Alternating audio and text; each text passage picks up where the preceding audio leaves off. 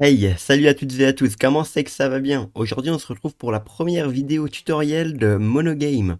Donc pour ce premier tuto, je vais tout simplement vous montrer comment bien démarrer un projet. C'est parti! Donc là je vais vous expliquer un peu tout le fonctionnement de la page initiale que vous allez avoir quand vous créez un nouveau projet. Donc là comme vous pouvez le voir, vous avez une première classe qui s'appelle Game1, qui vous est directement créée.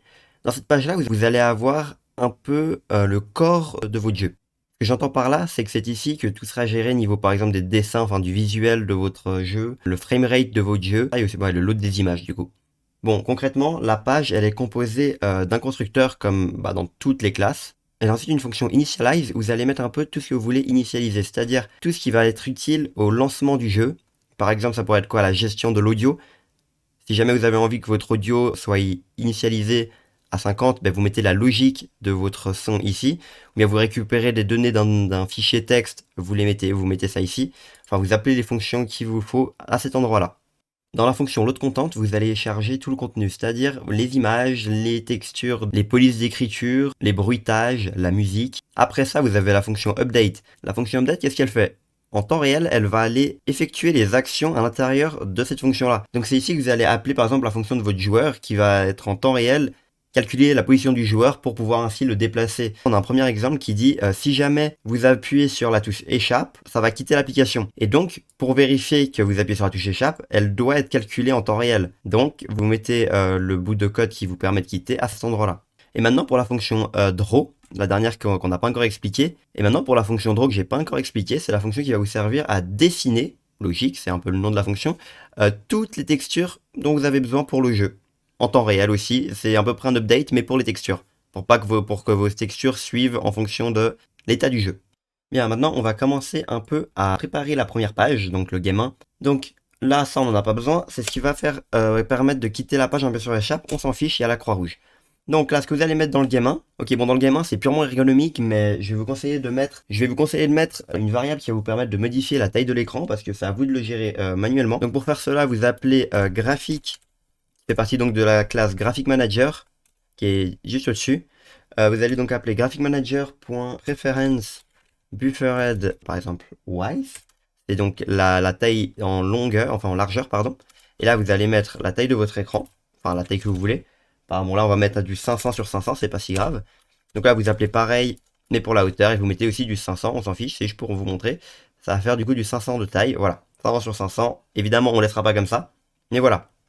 Donc là, c'est vraiment au niveau du constructeur, ça va faire ça au lancement de l'application. Mais bon, disons que c'est pas forcément très propre là, du coup je vais vous montrer un moyen de rendre cela plus propre par la suite. Bon, dans l'initialage, j'ai rien à vous montrer pour le début, ni le load content. Dans l'update, encore une fois, rien à ajouter. Par contre, dans le draw, je vais vous montrer juste une chose, si jamais vous voulez dessiner quelque chose dans cette page-là, excepté le fond à l'arrière, je vais juste rapidement vous expliquer, mais pour dessiner quelque chose à l'intérieur, enfin une image que vous avez load, vous devez forcément passer par un spritebatch.begin qui va donc générer le début de la possibilité de dessiner des choses concrètement. Et là, et un .end pour fermer la phase de dessin. Voilà, vous mettez ça au début de votre projet et vous n'aurez plus besoin de le changer par la suite. Voilà, et on peut même mettre ça à l'intérieur, ça posera aucun souci comme vous pouvez le voir. C'est purement pour le dessin des images, bref. Ok, maintenant je vais vite fait vous montrer quelque chose de plutôt... Ok, maintenant j'ai juste mon...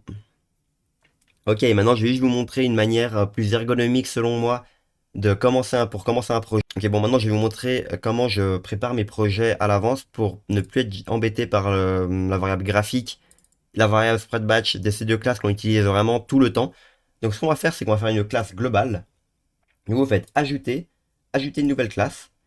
Vous prenez donc nouvelle classe, ajouter qu'on va appeler globals. En gros là vous allez mettre toutes les variables globals du coup. Les variables globales ça va être celles que vous allez utiliser tout le temps et que vous ne voulez pas appeler à chaque fois dans une fonction en paramètre. Donc voilà, j'ai le globals.cs. Alors pour le globals.cs, ce qu'on va faire, c'est la mettre en statique. En gros, la mettre en statique, ça va nous permettre d'accéder à toutes les variables qui se trouvent dans ce fichier sans devoir l'appeler. Voilà, on l'appelle public static classe globale. À l'intérieur de ça, qu'est-ce qu'on va mettre? Nous, on va être embêté à chaque fois de devoir appeler spritebatch. Du coup, ce qu'on va faire, c'est qu'on va prendre spritebatch. Hop là, on va le dégager, on s'en fiche. On le dégage. Maintenant, on est ici. Allez, on va le laisser. On peut mettre peut-être une majuscule. On va l'appeler spritebatch majuscule. On va le mettre en public si on veut pouvoir le récupérer n'importe où. Voilà, public spritebatch. Voilà, public spritebatch. Pardon, j'ai oublié le petit statique qui va donc dire que c'est une variable statique, qui va nous permettre donc ainsi d'appeler directement partout où on l'a déjà utilisé dans le document, voilà. Comme ça, n'importe où on voudra dessiner quelque chose, on pourra juste l'appeler dans la page où on veut et ça sera top top. Bon, maintenant pour le graphics, ça on va le laisser. Par contre, ce qu'on peut faire, typiquement là, on a graphic preference-wise 500. Ça peut être une manière de faire, mais nous on va le rendre un peu plus joli et mettre deux globales là qui vont être donc la largeur de l'écran et la hauteur de l'écran. Comme ça on pourra appeler n'importe où la largeur et la hauteur. Du coup là on va rajouter public, static, int, on va mettre donc 500. On va donc mettre 500, ça j'ai pas mis de nom mais on va quand même l'appeler height. Hop là. On va l'appeler screen height, comme ça on sera plus sûr de ce qu'on appelle quand on l'appellera. Et on va faire de même pour l'épaisseur, enfin la largeur. À chaque fois je dis épaisseur, mais c'est la largeur. Hop là, comme ça on n'a plus besoin de mettre ça ici. Et on va juste appeler global.width pour celle-là, non, height, pardon, height et la largeur.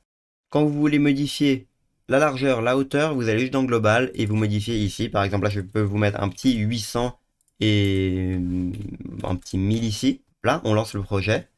Et vous pourrez voir que la taille de l'écran a bien grandi. Maintenant, dernière chose, on va créer deux nouvelles pages. Ça va être deux pages globales, mais une page globale pour les textures. Les textures qu'on voudra accéder souvent dans plusieurs pages, donc on va faire en sorte de les charger une seule fois et les charger à un seul endroit. Donc vous faites comme avant, vous appuyez sur ajouter, hop là, vous allez faire une global texture. Voilà, concrètement, on va faire encore une fois une public statique classe, comme d'hab. Là, nickel. Et on va faire pareil pour les sons, les audios, pardon. Voilà, vous faites pareil pour les audios que vous voudriez avoir partout plus tard dans le jeu. Parce que plusieurs fois vous allez appeler un même bruitage, donc pratique de le mettre ici. Voilà. Et voilà, vous êtes enfin paré à démarrer un projet monogame. Dans la prochaine vidéo, je vous montrerai comment load des images et l'afficher sur l'écran. A bientôt pour une nouvelle vidéo. Merci d'avoir regardé. Abonnez-vous, likez et à très bientôt. Ciao, ciao.